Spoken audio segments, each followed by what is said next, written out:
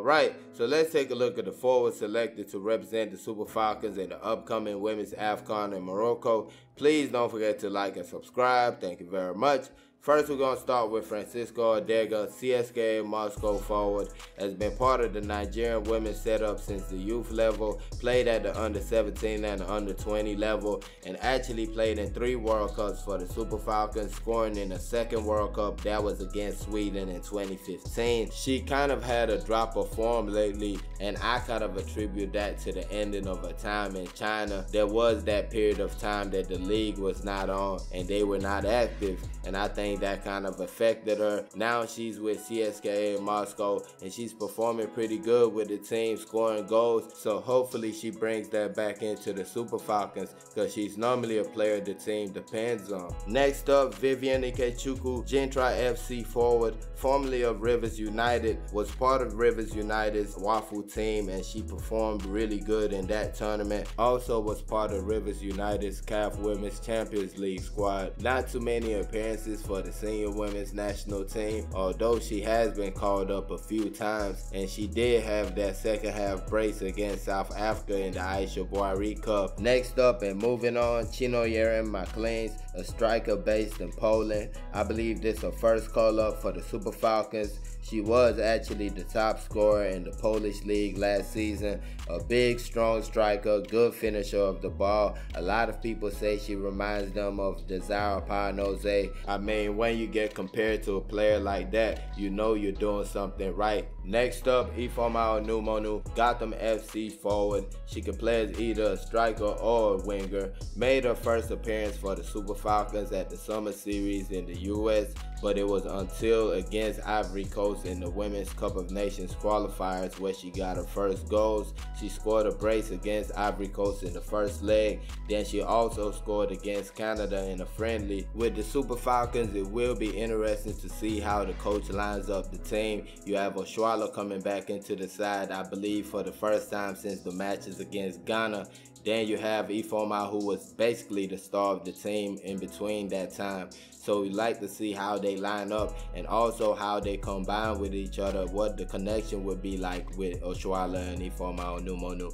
And that would be interesting right there. Moving on to the lady herself, Asisat Oshuala, Barcelona striker, top dog of the African women's football game. Just recently came off of a loss in the UEFA Women's Champions League final, but all the same, she had a great season. She won everything else with her club and ended up being the top scorer in the Spanish top flight. She got injured right before the Super Falcons took on Ivory Coast in the Women's AFCON qualifier. She went on to miss a couple months of action, but still came back to do what she did at the end of the season. I mean, the elephant in the room is the fact that she hasn't scored for the Super Falcons ever since the Turkish Women's Cup last year, but in my opinion, she still brings a lot to the team, and I don't think that record is going to keep on going through this competition. I believe she's going to get some goals for the team. And I feel like the fact that she was out for all that time period and people stepped up in between, that makes the team better. So when she comes back, it's not all about Oshuala.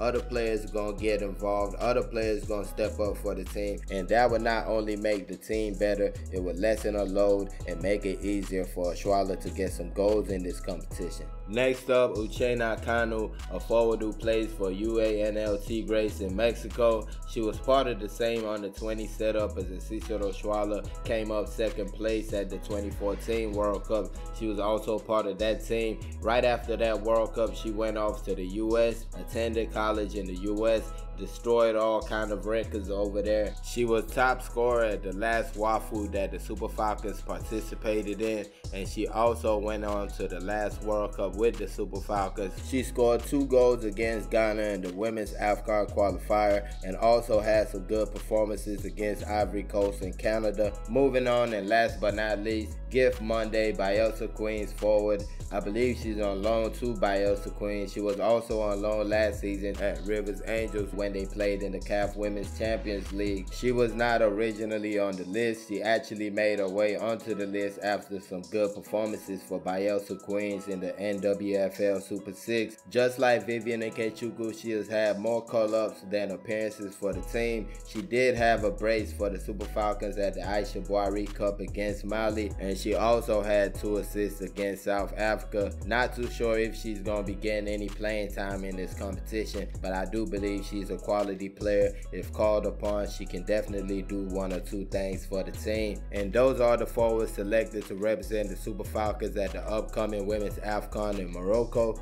Please don't forget to like and subscribe. Thank y'all for watching. Peace.